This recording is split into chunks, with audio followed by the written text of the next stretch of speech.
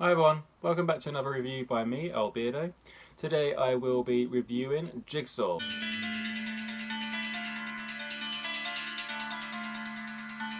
As this is the 8th film in the Jigsaw franchise, there will be spoilers going ahead in this review, so if you haven't watched the film or you don't really care too much, then look away now. So the film starts with a chase scene where the police are chasing this guy onto the top of a warehouse, and he's mumbling something about how he has to flick a switch in order to start the games. So you obviously know that this is leading into the setup for the film. Absolutely. But it's a really good, fresh opening that we've not really had before in the Saw franchise. It's very different and it kind of gets you guessing straight away as to what's going to be happening throughout the film. So after this opening, the film switches straight to the beginning of the games, where 5 people awaken in a room with chains around their necks and buckets on their heads, and they can see that opposite them are some blades, some circular swords attached to the door, and the chains start pulling them closer, and they have to figure out the first part of the plan in order to survive to go on to the next round. The film intercuts this main sequence of the 5 people trying to survive alongside with the police investigation with the coroners into finding out about the Jigsaw killer who has apparently returned after 10 years from being killed. The film is directed by the Spirit brothers, who have previously directed Undead, Predestination and Daybreakers, and I have to say that this their approach to Jigsaw is actually kind of refreshing. Gone are the jump cuts and the frantic camera work, which kind of got boring and dizzying at the same time, especially when the film came to its 6th and 7th installment. I'll be honest and say, like most of the films in the Saw franchise, none of the characters are that memorable, so I do not know any of the characters' names. His name is George. George what? George, Tropicana. And I do not know the actors that play them. No, I mean, Glass. George Glass. But I will come up with some alternatives to call them, just so you kind of get the idea of who I'm talking about through this review. So there are 2 main cops in the film. One is an older douchey cop, and the other one actually knows one of the coroners from an experience that happens outside of the film.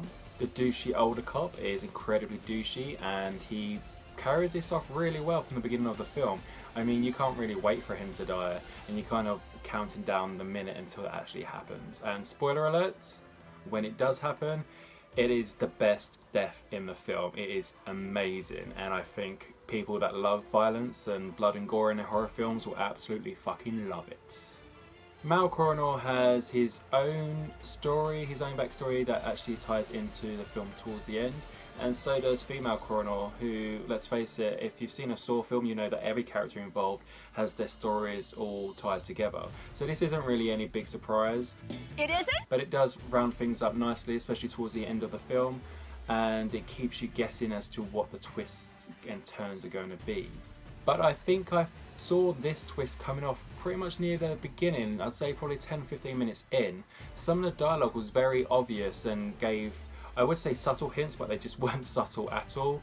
And really, it didn't spoil it for me at all, because it's always fun kind of guessing what's going to happen and who could the killer be, and what other twists and turns could come and happen on screen. It doesn't really change the fact that if you see it coming a mile off, that it's not enjoyable, because it still is. It's still what you expect when you go to see a Saw film. The traps in the film aren't as elaborate as they have been in previous installments of the Saw franchise, but I think it kind of gives it a smaller scale feeling, which is kind of good, because the series got a bit stupid towards the end. The traps were so elaborate, it was just absolutely ridiculous how no one knew these things were happening. And unfortunately, this is probably the tamest film in the whole Saw franchise. Most of the kills happen off screen and you see the aftermath. I mean, that kind of gets explained more towards the end of the film, but it's just not as satisfying as previous installments when you see these characters who you can't really stand die in really gruesome and weird ways. Now, for me, the film was predictable as hell. The characters, like all previous installments, are written quite poorly. They're really annoying. You can't wait for them to die. It's kind of like a Final Destination movie in that respect. And it's just fun to watch. You know what you're going to get, and unfortunately, even though this film isn't anything new to the franchise, it delivers on what you expect. So for that reason, I will score Jigsaw 3 out of 5. Okay, that's it from me.